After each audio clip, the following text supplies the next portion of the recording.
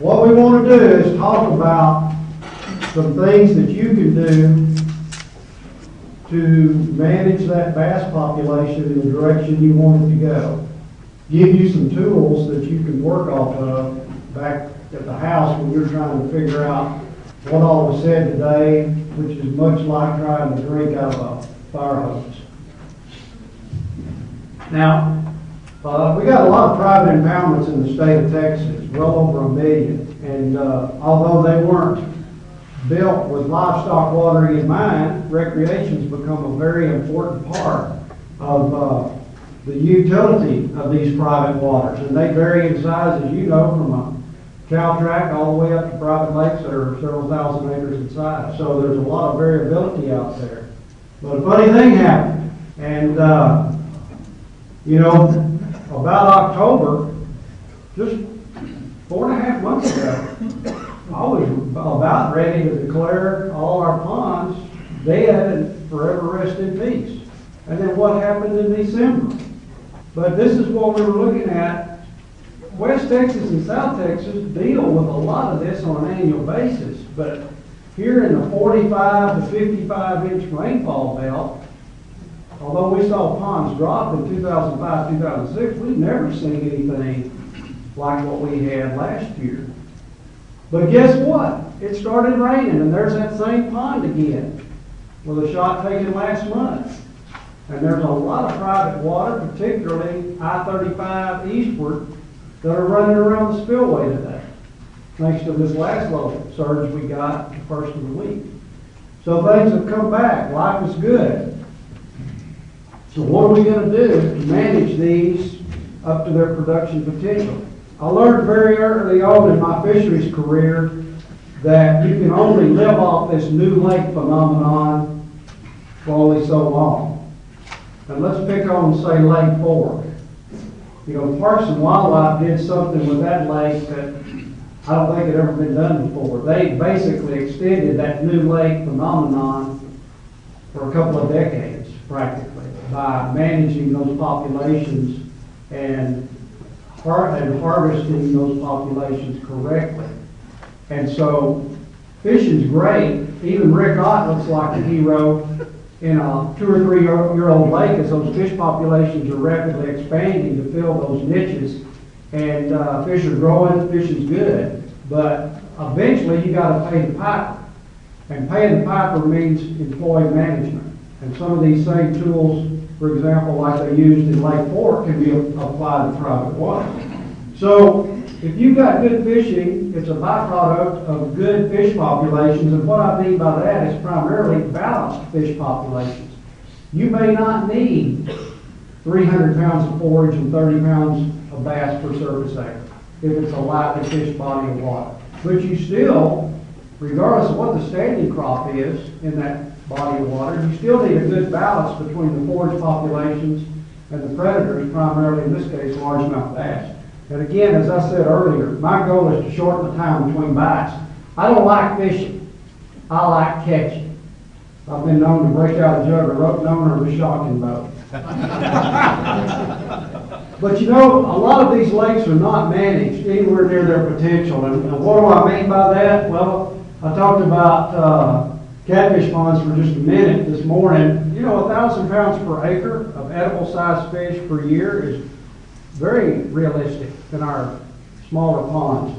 Or if you're managing for bass, depending on the level of management, 30 to 50 pounds of bass per acre ought to be achievable if you're managing properly. And then you can start trying to shove that bass population in the direction you want it to go. Fewer larger fish, more numerous small fish, depending on your goals. We can maintain some of our existing uses of that water, primarily livestock water, and to some degree irrigation. I've never seen so many wells drilled in East Texas as I have this last year, just to try to maintain pond levels, save fish population. So we got to ask some questions and get some answers, because if you can't figure out what your goals are, it's pretty hard to go where you're going and get there if you don't know what you want. And then we also have to look at resources, and those are physical resources, the body of water itself, but also the physical resources. What are you willing to spend to obtain the type of fishing you want in that private lake? And of course, what limiting factors do you face, and can you overcome those limiting factors? But I'm going to spend my time in this session talking about existing ponds with already existing fish populations, and probably, in many cases, those ponds may have been built for a totally separate purpose, and stocking fish was somewhat of an afterthought. How many of y'all in here, the last management you performed was dumping fish in the pond? And if so, y'all are lying. If so, how'd that work out for you after about 3 or 4 or 5 years? You'll think of your pond like a garden. You get out of it about what you put into it. $100 bushel of corn, for example. But you have the satisfaction of growing it yourself. The first cut we're going to make on our management, and I'm going to talk about all ponds here at the very first, because I know you may have a bass lake on your property, but you've also probably got a smaller pond. But pond size is our first cut, and you're going to need to know that from a management standpoint. The management opportunities in this pond are certainly going to be different than this pond. Now, I've been to a lot of people's places over the last 31 years, but when they call me up on the phone, I often ask, how big is your pond? And they'll say, well, it's about the size of my living room, or it's pretty big, or it's about a 1/4 acre, I guess. And you go out there and look, and that 1/4 acre pond's 2 acres, or more than likely that 2 acre pond is a 1/4 acre. So, this is Texas. So we've got to determine surface area, and that's going to be our primary cut on dictating species composition from a stocking standpoint. And typically what fisheries biologists recommend is when you start dropping below a surface acre, the further you get below a surface acre, then the more likely the best use of that pond is going to be for a single species that you can put on a pelleted ration and grow out, like catfish. Now, the last time I checked, this is still the United States of America, and if you want to raise bass in a 1/4 acre pond, that's your right to do so. But don't get the grease hot, because your production of a predator like bass that are at the top of the food chain is going to be limited when you get into a surface acreage that small.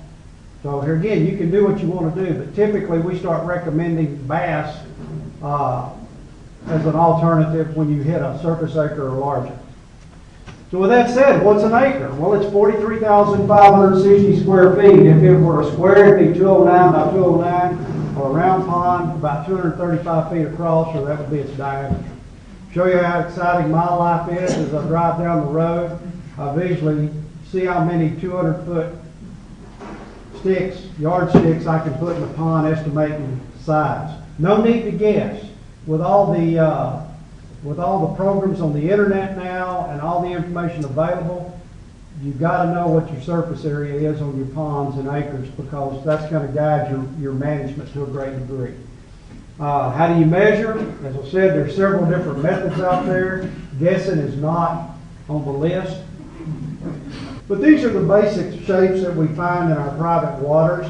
And I'm going to go through this pretty quickly. The area of a square rectangular shaped pond, simply length times width.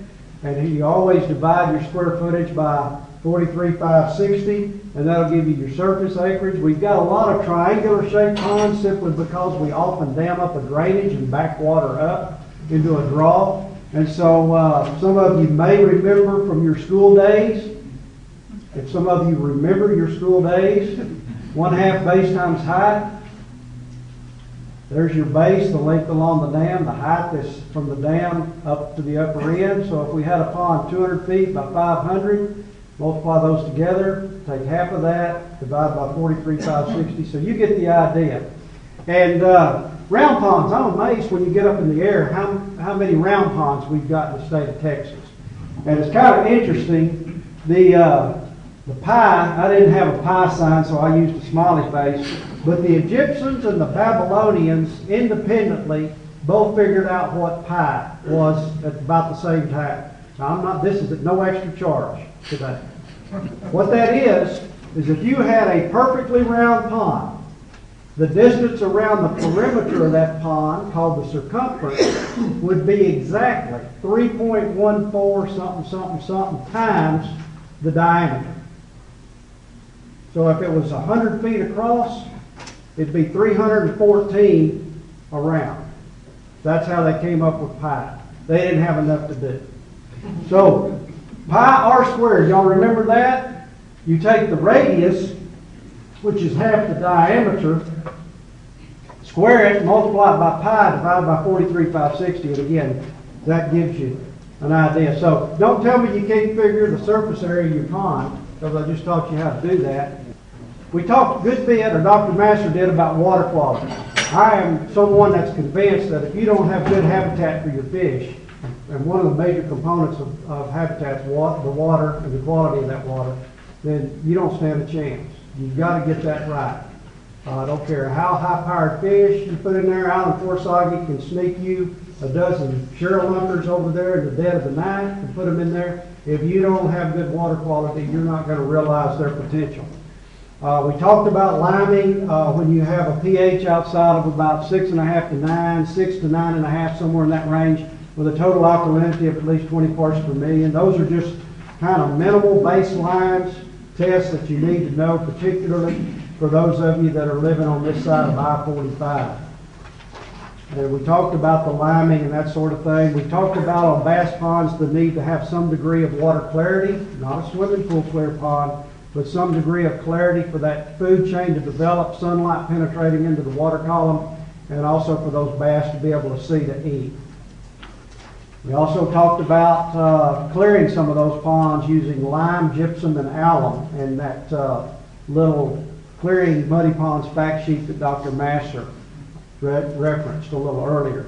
And I believe we talked a little about bottom release drain pipes, and given if you're going to have water leave your pond, you'd much rather it leave off the bottom, whereas your organic matter and waste is accumulated, than around the spillway.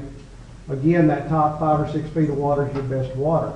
I'm just glad everybody's spillways were running, regardless, here recently. So there's all kinds of these drain pipes that you can have, but certainly excess water leaving off the bottom is better. Let me talk for just a second on these smaller ponds.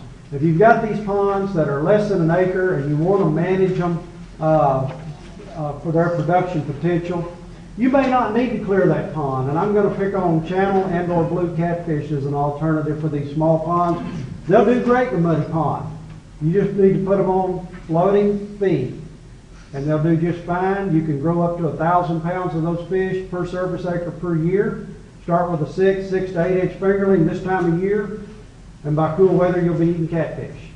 If you feed them a good floating catfish ration that's got at least about 28% crude protein, give them all they'll eat in 10 or 15 minutes every day, and feed them regularly, 5, 6, 7 days a week, or use a feeder. Now, if you're going to feed light bread or range cubes or peanut hulls, you're not going to get that good of results. So again, we're talking about a ration developed for catfish. Now, if you got a muddy pond and you want to manage for bass, you've got to go through that clearing procedure that we talked about a couple times. Step 2, what kind of competitors or predators do I have? Your pond only supports so many pounds of fish, and if you've got a huge rough fish population, when the river gets up and backs over into your pond and stocks it with buffalo and carp and bullhead catfish, you know, you're going to have some predators and competitors that could possibly get in there. And when somebody comes up and says, "Oh good, my channel cat spawned," they're just a big ball of them rolling along at the surface. Well, they're half right. They're catfish, but they're bullhead catfish. So these things may point to the need of needing to clean those ponds out and start over. If you've got a pond that you're going to stock with catfish, and immediately above that pond it's full of trash fish, guess what? The first time you get a rain like this that connects up the ponds, you're going to have whatever's in one into the other. Or if you have a pond below your pond full of trash fish and it's just got a gentle slope for that water to flow, no spillway where it drops, then they're going to move right up that water. And when I say water, I'm talking about an inch deep water if it runs for several hours. So be aware of what's going on with other ponds in that watershed.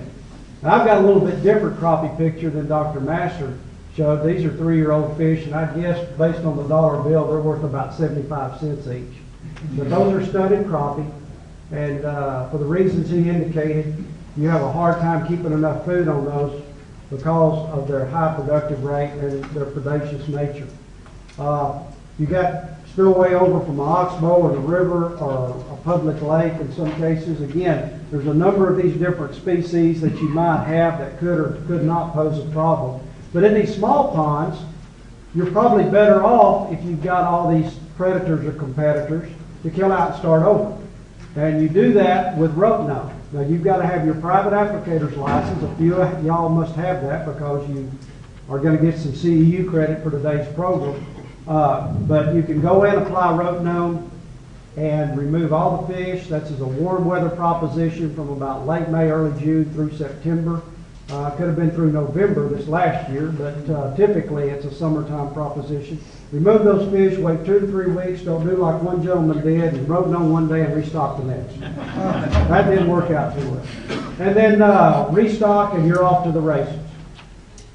But seldom will we take a bass lake and rope gnome and start completely from scratch. In some cases that may be an option, but that's also sort of like giving up. There may be some ways to manage around some of the predators and competitors. And let me tell you, a strong bass population will cure a lot of ills if you'll manage for a good, strong bass population with good size structure. So we don't often do that on these ponds over an acre.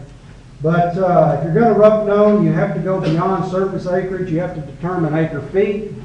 An acre foot's 1 surface acre, 1 foot deep. It's about 1/3 of a million gallons of water. So if you have a 1/4 acre pond, average is 4 feet deep, that's 1 acre foot.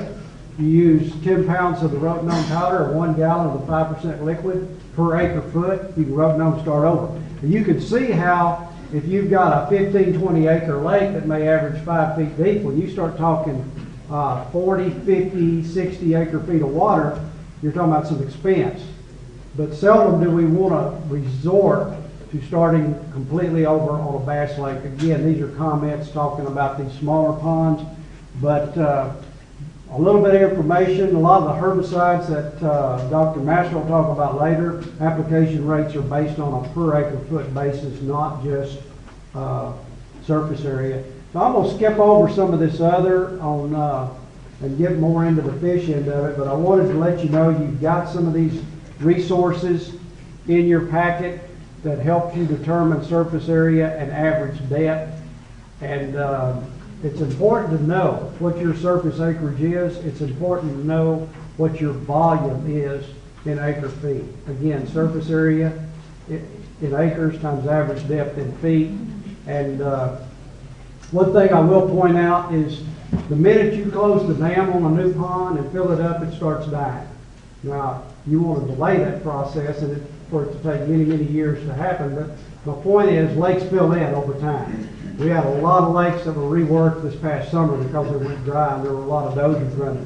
But when you measure your depth, start at one bank and end at the far bank in 0, and then take a perpendicular transect. I think I had just to show you how we took our depth soundings there, and then count those zeros as depth soundings. And your average depth, I guarantee you, is going to be less than what you think it is. But you want to accurately be able to calculate that. Otherwise, you're buying too much rope gnome, you're buying too much herbicide to do the job you need to do. So go ahead and take the time to measure and not guess. Again, average depth times acre footage. I don't want to spend a lot of time on that, but most of the rope gnome that's used to kill out the ponds is the liquid. It goes into solution. You cut it with 1 part rope gnome to about 15, 20 parts water and apply it.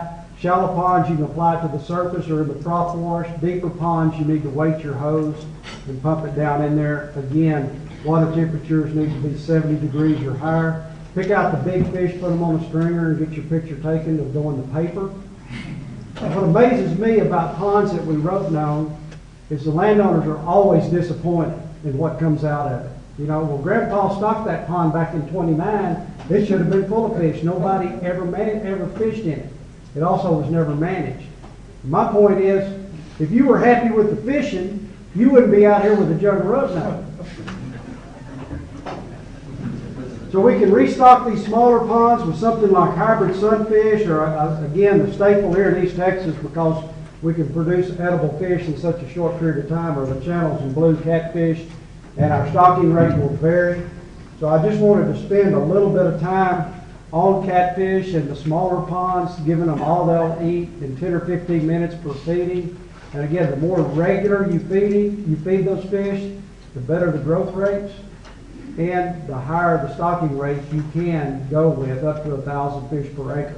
If you don't have a use for that many fish, back off of it and stock 200, 300, 400 per acre. But if you want to maximize growth, you need to feed on a regular basis. And on windswept ponds, there's another feeding ring that we talked about earlier. And it's okay for you to get out there with a seine and seine your pond if you want to get enough fish out to eat. But make sure it's your pond and you have permission if it's not. You got to be out. Here's a tip: if you got to be out there at night with a headlight, it's probably not your pond. You probably don't have permission. But some of the water quality problems we can get into when we start exceeding 1,000 pounds per acre. Those fish get up on top. Dr. Master talked about what happens when those dissolved oxygen levels start dropping below 3 parts per million. They get up there on the surface piping. This is another option on these small ponds, because just about everybody can get hold of a boat and motor, crank it, put it in gear, leave it against the bank, or leave it on the trailer. So the energy of the motor is moving the water and bringing more water in contact with the air interface, so you can avoid this. This was a 10th acre pond, about the size of this room, that had 800 pounds of fish in it. So they were living on borrowed time. That's the equivalent of 8,000 pounds per acre. So if you stock heavy, these small ponds, feed heavy, you got to go fishing.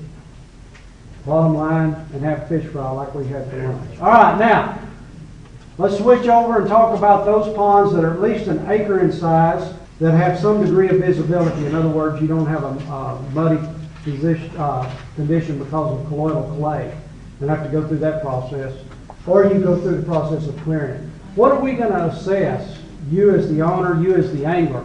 Well, there's 3 assessments. Now, we want to jump down here and assess the fish population. That's where we want to start.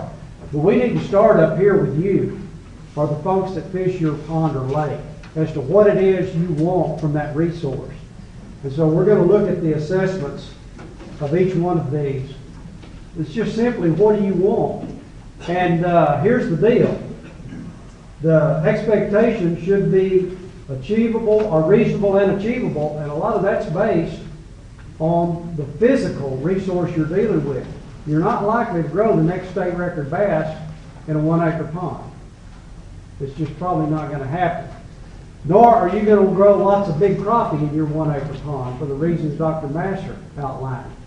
And so we've got to make sure that our goals are reasonable and achievable. Now, if you've got a 10, 20, 30 acre lake, and you want to concentrate on growing the largest bass you possibly can, well, that may be another story. That may be reasonable and achievable if you're willing to apply the management that's required. But the habitat assessments, all of these things we've talked about: pond size, water quality, bottom release drain pipes, and now weed coverage is a component of habitat. And you can have weeds that are beneficial, but at some point, vegetation can become the enemy. And depends on the species, but it can also depend on the coverage. Up to a point, a lot of vegetation can provide good habitat and food sources, harbor a lot of food organisms. Too much of a good thing, though, can result in bass having difficulty adequately accessing their forage base. Maybe a lot of forage there, they just can't get to it. So you have to kind of look at and watch your population as to where you are with that.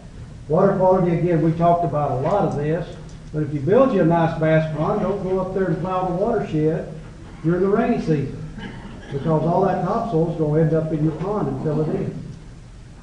We showed this earlier, a muddy condition that you're going to have to deal with. So you got to have some degree of water clarity as a component of that habitat. So all of these things fit into this habitat assessment. Where you want that bottom release drain pipe. And just because you've got an existing lake does not preclude you from including a bottom release drain if you don't have one. The lay of the land's right. Your local Natural Resources Conservation Service can give you some guidelines on what size pipe that you can install in that dam without having to cut it and drain it. You may have to lay it in there and cut it deep enough to where you can run vehicular traffic across it, but you don't have to cut it and lose water. So if you're interested in pursuing that, check with your Natural Resources Conservation Office that serves your county. They'll be under U.S. government in the phone book. But you need their input so they can look and see what size watershed you've got, what your normal rainfall is, and the size pond you've already got, so they can give you some advice on what diameter pipes you need to include in that.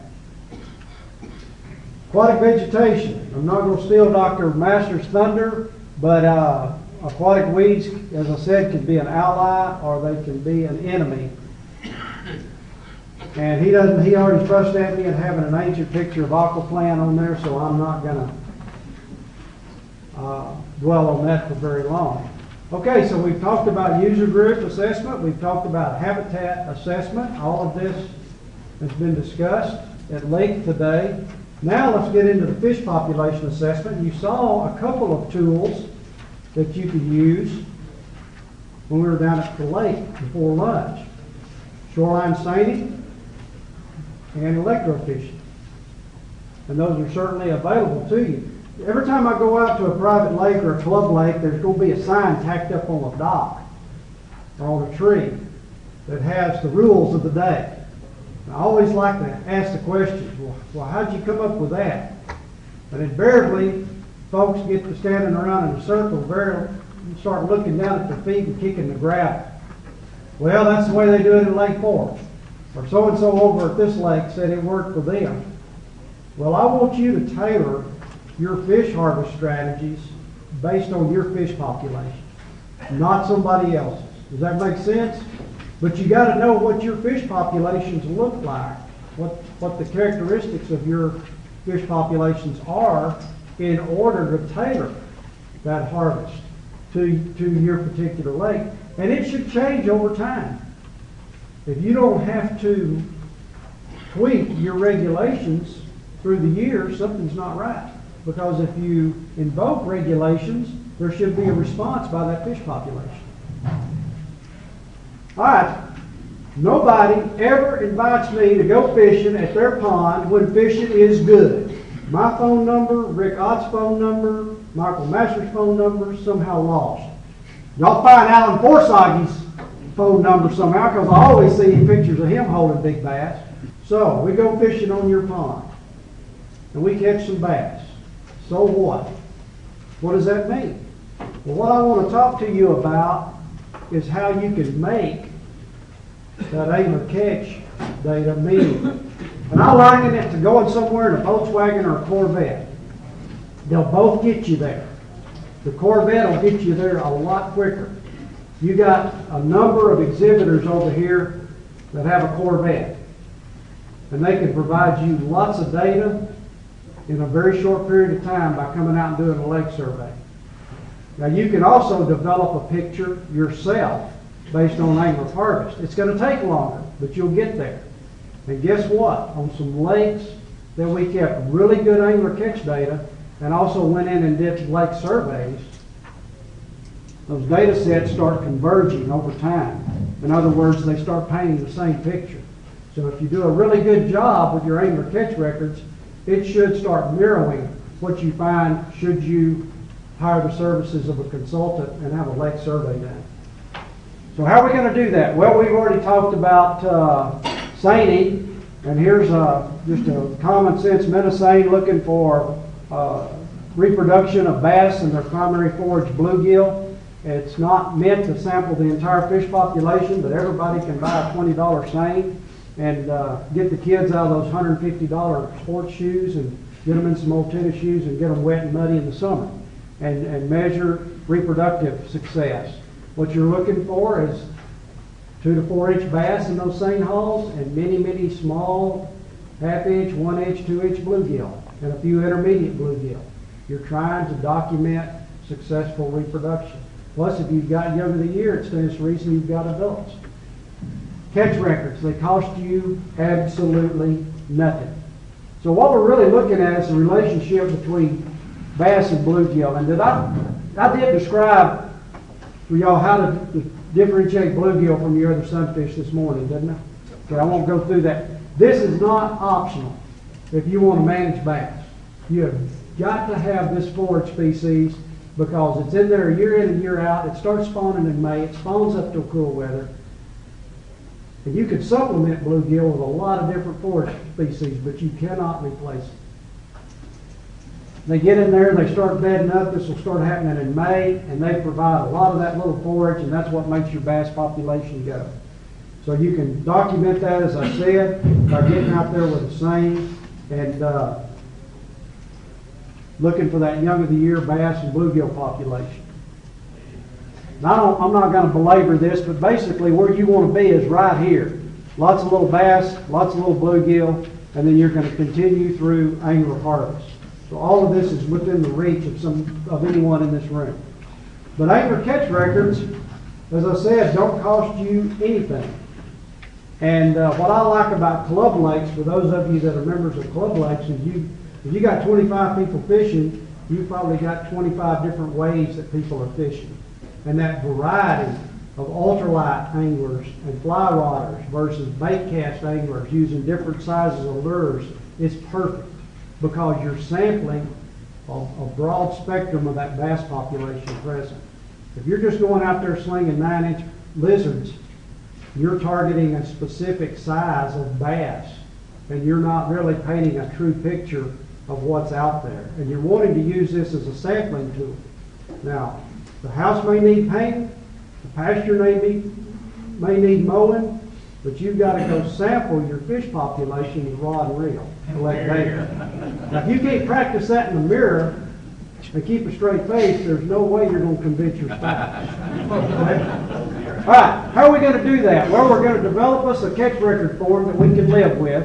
And what we're basically wanting to do is collect data on the numbers and record the sizes, the total lengths of all bass caught. And if you've got anglers fishing for bluegill, it's harder to get them to do, but also collect those data on bluegill. And if you want to keep those data on crappie and catfish and everything else you're catching, that's great. But you've got to make it mandatory to collect as much of these data as you possibly can for it to be meaningful. If you're the only one out there doing it, and you're fishing 3 times a year, that's probably not going to be enough information to make meaningful recommendations. But we are talking about sampling, so I do want you to fish different sizes of lures. Why? There is bias. You fish with small lures, you're primarily selecting for small bass. Not always the case, but if you just fish with one lure size, then you're not sampling as adequately as you should. So fish with a variety of lures, apply the same amount of effort to each of those, at least a half hour for each, and try to catch as many bass as you can. Let's just say a minimum of 20 bass per 8 inches, or at least 8 inches long. And this may take several fishing trips. I'm not saying you got to do all this in one day, but the more data you collect throughout the course of the year, different seasons, the better. This needs to be a year-round activity. We're going to fish all over the pond or lake, about the same amount of time so we don't bias our sample. And we're going to do the same thing with our bluegill if we can. This is where you turn the kids loose. Let them get out there and fish and try to collect 100 sunfish, and those will primarily be bluegill, hopefully. And same thing that applied to the bass, and collect those data on total lengths on those as well, and the numbers. All right, what are we going to do with all this stuff? Well, this is not real high powered. I'll refer you, the easiest place for you to look right now is in Appendix 1 of that Wildlife and Fish calendar that you got. Well, that's an Aggie calendar. It doesn't have a year on it. Or if you're cheap, you can use it over and over again and don't have to buy another one in 2013. But look at Appendix 1 in the back, and it's got the basics for what I'm going to talk about now. But this is going to be using your angler caught fish to make inferences about your fish population to guide your management. So what we're looking for is we're going to try to determine what the percentage of bass that we catch that are at least 12 inches long. And this PSD that you see here, this percentage size distribution is what we call it when we talk about angler caught fish. So number of bass that are at least a foot long divided by all the bass we caught, whatever that number is. And we multiply times 100 to make it a percentage. Okay, everybody found Appendix 1 back there? So if we go to Pine Bur Lake and we catch 100 bass and 45 of them were at least a foot long, we have a bass PSD of 45%. Okay? Now if the kids went bluegill fishing, we're looking at the number of bluegill over 6 inches compared to the number that we caught in total. So that's the bluegill PSD. Foot long for bass, 6 inches long for bluegill. When we go back to Pine Bur, we caught 400 bluegill, 100 of which were at least 6 inches long. So we had a 45% bass PSD and a 25% bluegill PSD, and you're thinking, well, so what? You see your Tic Tac Toe Chart there? This is where you want to be. Between 40 and 70% of your bass, at least a foot long. Now this is a starting point. This is today. You may ratchet this thing up and tailor it more depending on what your goals are for a trophy fishery down the road. At the same time, you want about 40 to 60, some would say 50 to 80% of your bluegill to be at least 6 inches long. And if you're in that category, you fall right there, and this gives you a starting point to manage that fishery. And if you fall in these other 8 cells in the Tic Tac Toe Chart, it gives you an idea of what you need to do. Now this is tailoring your harvest based on what you're catching. Does that make sense?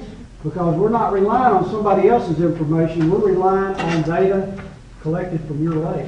One of the consultants can generate these same data in a short period of time by going out and doing an electrofishing sample. Like I say, this takes time, but I've never met a consultant yet, and they show up to do a lake survey, and you say, here, we've got a year of angler catch data that was recorded by a bunch of different people 12 months out of the year. They'll probably give you a hug. I know of at least one that may give you a kiss. But these are important data to supplement what they're finding. So it can be a very valuable technique. All right, is everybody square on PSDs and what we're trying to do? That's a good starting point. But you've got to keep numbers and you've got to keep total lengths. What's the total length? Mouth closed. We're not fishing in tournaments where you step on them and make them longer to meet the minimum. Mouth closed, tail compressed.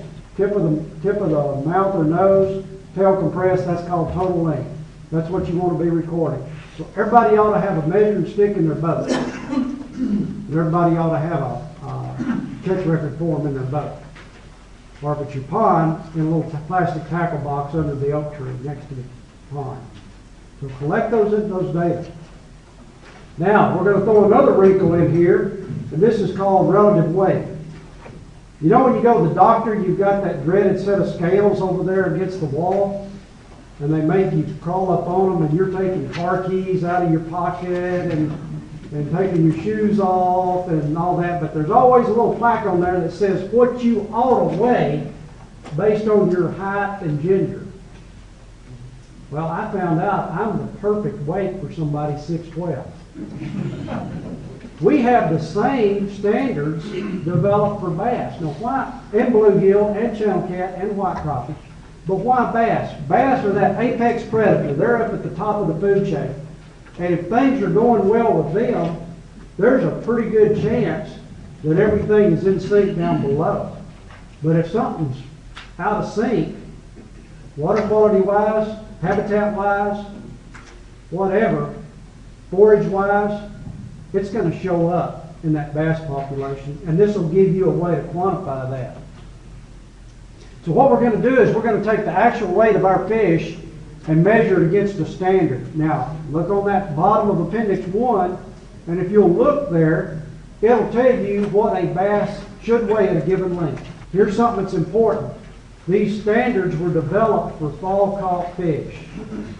You go out there and sample right now with these females and these males in spawning condition, you're going to bias your relative weights because they're much heavier now at the spawn than they will be 6 months from now. So the standards were really kind of developed in the fall, so don't compare apples to oranges.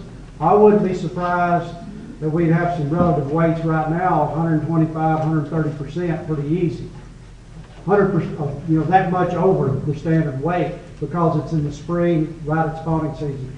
So I want you to collect these data from the late summer and fall all the way through about November, December.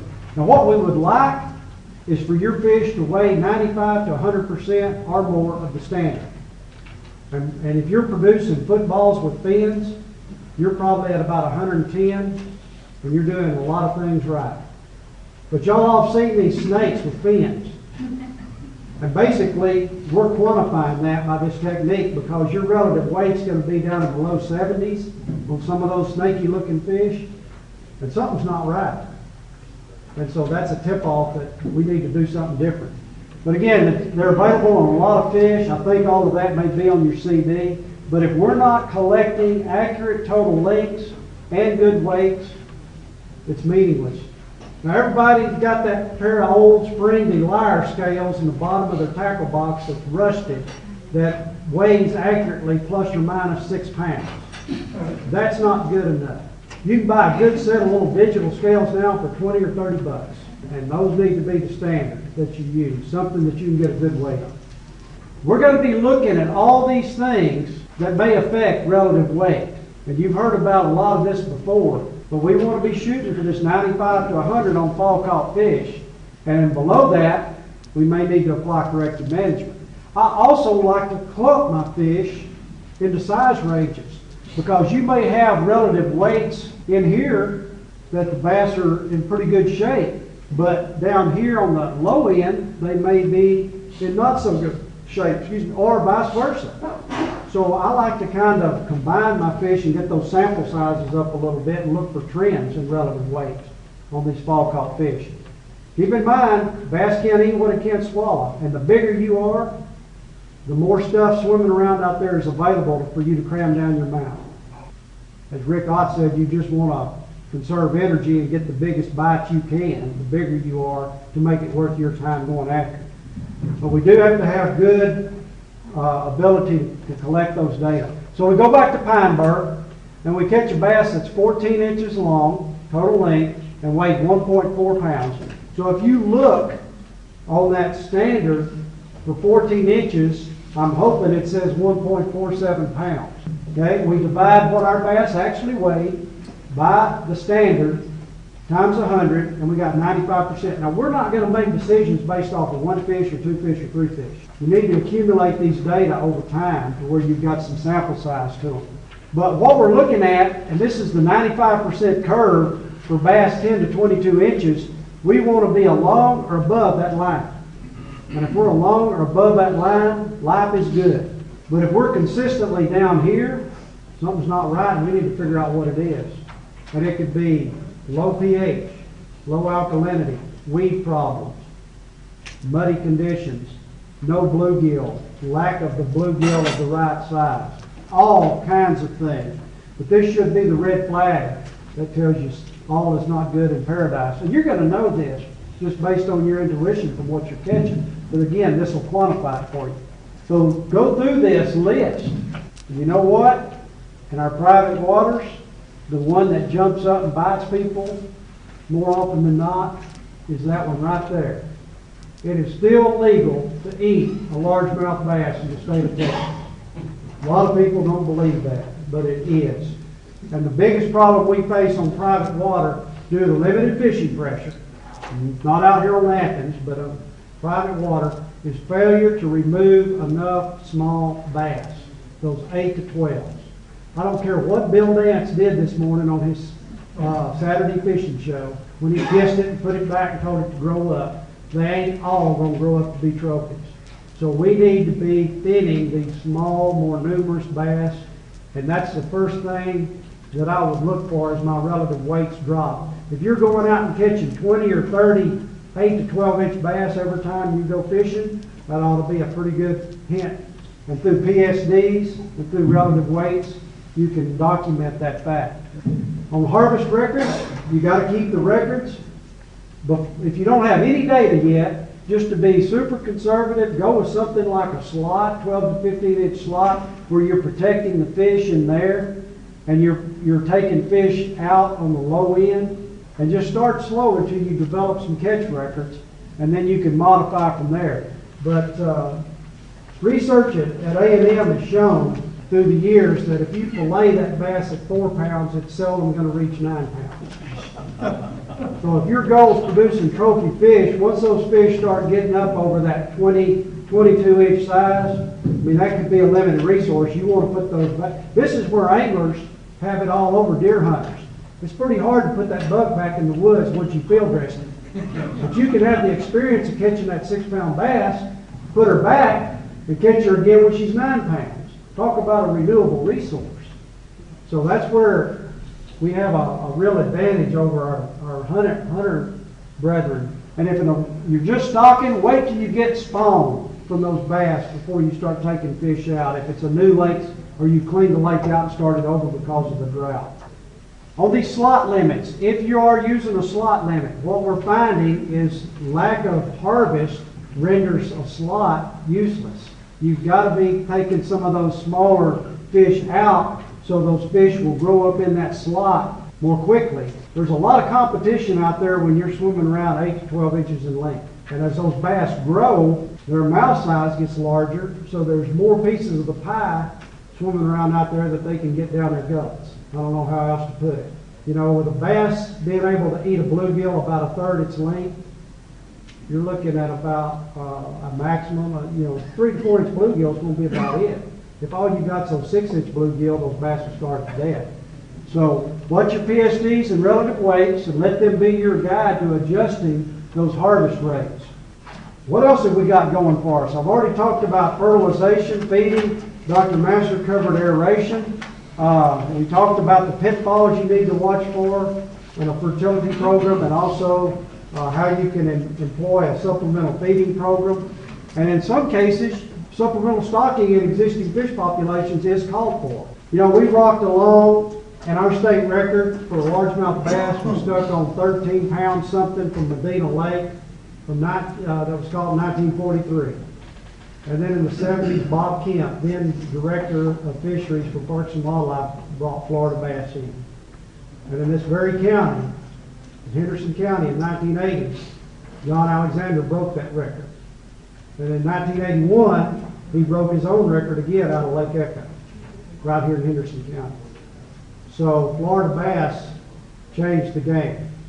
And Barry Smith's going to talk more about genetics. But if you don't have Florida bass and have that gene present in your population, and your goal is to raise larger bass, then you need to make Florida bass introductions. Now I know in some of the public lakes, and Rick, correct me if I'm wrong, but stocking rates as low as 20, 30 fingerlings per acre was enough to introduce the Florida gene into the population. So we're not stocking bass to produce more bass. If you've got a problem with your bass, the worst thing you can do is dump more bass in there. You need to figure out what the limiting factor is. But from a genetic standpoint, if you don't have that Florida bass gene in there and your goal is larger bass, you need to do that. Now, over time, your population is going to want to drift genetically one way or the other towards Florida, towards northern or native bass. So you can actually send a sample of your bass off and determine where you are genetically. Parks and Wildlife does that with the public lakes. That's their guide to let them know if and when they need to reintroduce Floridas if a goal is to keep that Florida gene in that lake. And so that same thing applies. And on some of your larger club lakes, and I know there's some folks here that do it, you can actually build nursery ponds to supplement your forage, or if you want to raise catfish to stock into your bass ponds, and it's okay to have a catfish population in a bass lake. You just don't manage quite so intensively as you would in a catfish-only pond, but you would probably need to introduce larger fingerlings, 8-inch fingerlings minimum, for those catfish to avoid bass predation. I said this earlier on. Dr. Master indicated that red ear sunfish at about 20% of your total sunfish stocking particularly over here in East Texas, is a good idea. You saw some thread fins. I guess those were thread fins in the same sample. They're great. That's a supplemental forage. They'll pack pounds on bass. They occupy a different niche in the ecosystem than our bluegill do. We have some winter kill problems in Texas, though. If it gets too cold, we can lose thread fin populations not only in smaller private impoundments, but some of the public impoundments can lose them as well. And then in certain situations, the gizzards that get much larger, if you're managing for a really strong bass structure, gizzards may be called for. They avoid the winter kill phenomenon compared to thread fins, but there's some trade-offs there in some cases because they can get quite large. And probably the forage fish, and Richard Ott talked about this fish down at the lake, tilapia. Tilapia produce at an extremely high rate. They're shaped much like a bluegill, but they can also really pack the pounds on bass.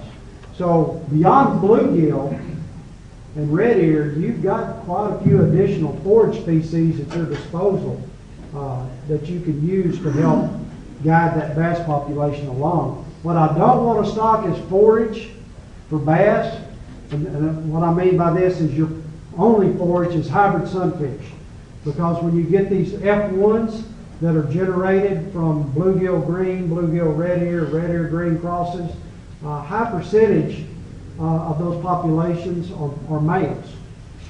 You skew the sex ratio towards male fish. So some people stock hybrids in ponds by themselves and feed them out. That's great.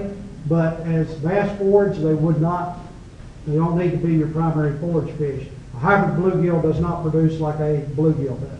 For some reason, people like and I don't know what a flathead minnow is. It's a fathead minnow. But stocking fathead minnows in an existing bass population is a waste of time and your money. Bass, fatheads are stocked in new lakes or when bass populations are first established as fingerlings because they can really put a lot of growth on those young of the year bass and get them off to a good start. Once you've got adult populations of bass in there, you don't need to restock them. But think multiple sizes of forage of multiple species for your bass. Small bass need small forage, big bass need big forage.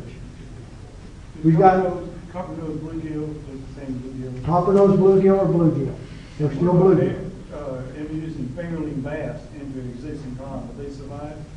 As I said, Parks and Wildlife has stocked fingerlings into some fairly large public reservoirs, and by following up with their genetic testing, those Florida bass have shown up in the populations.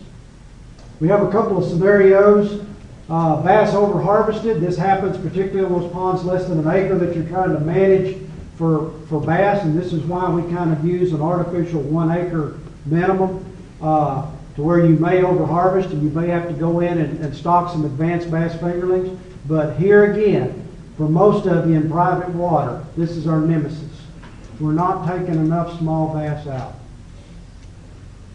Fish attractors. Fish attractors can help get you and the fish together. I like lines of brush from shallow to deep. There's all kinds of commercial artificial structure. That structure becomes more beneficial the less natural structure you've got. In other words, if it's just a clean basin, you'll get more bang for your buck with structure than you will if there's already a lot of structure in the lake. So it can provide some good habitat for fish and the forage species that they seek.